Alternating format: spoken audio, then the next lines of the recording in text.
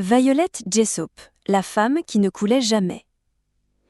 Imaginez survivre au naufrage du Titanic, puis revivre la même chose 2 fois encore.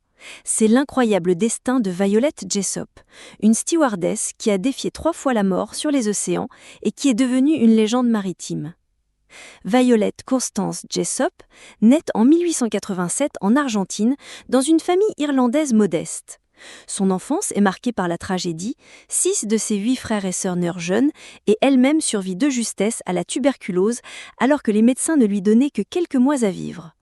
Quand son père décède en 1903, la famille retourne en Angleterre où Violet, encore adolescente, doit abandonner l'école pour travailler et aider sa mère malade.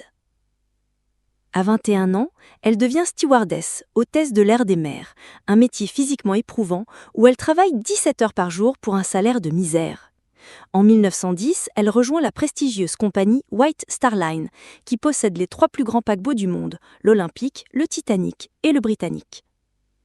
Ces navires jumeaux révolutionnent le transport maritime par leur taille gigantesque et leur luxe inouï. Le 20 septembre 1911, Violet se trouve à bord de l'Olympique quand celui-ci entre en collision avec le croiseur HMS Hawke. Les 2 navires sont gravement endommagés mais ne coulent pas. 7 mois plus tard, le 10 avril 1912, elle embarque sur le Titanic pour son voyage inaugural. Nous connaissons tous la suite. Dans la nuit du 14 au 15 avril, le navire insubmersible heurte un iceberg et sombre en moins de 3 heures. Violet se retrouve dans le canot de sauvetage numéro 16 avec un bébé qu'un officier lui a confié au dernier moment. 8 heures plus tard, le Carpathia les récupère. Fait étrange, une fois à bord, une femme lui arrache le bébé des bras et s'enfuit sans un mot de remerciement. Violet retourne travailler en mer malgré le traumatisme. En 1916, pendant la Première Guerre mondiale, elle sert comme infirmière sur le Britannic, transformé en navire-hôpital. Le 21 novembre, le navire heurte une mine allemande en mer Égée et commence à couler. Cette fois, Violet doit sauter par-dessus bord. Elle est aspirée sous la coque et heurte violemment l'hélice, qui tourne encore, se fracturant le crâne. Miraculeusement, elle remonte à la surface et est secourue par un autre canot. Des années plus tard, elle découvrira l'étendue de ses blessures lors d'une consultation médicale.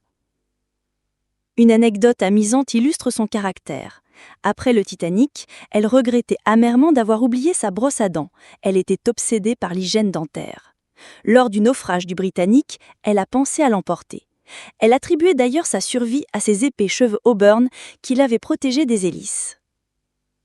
Surnommée Miss Unsinkable, Mademoiselle Insubmersible, Violet Jessop a continué à naviguer jusqu'en 1950, prouvant qu'aucune catastrophe ne pouvait ébranler sa détermination. Son histoire pose une question fascinante. Était-elle la femme la plus chanceuse ou la plus malchanceuse du monde ?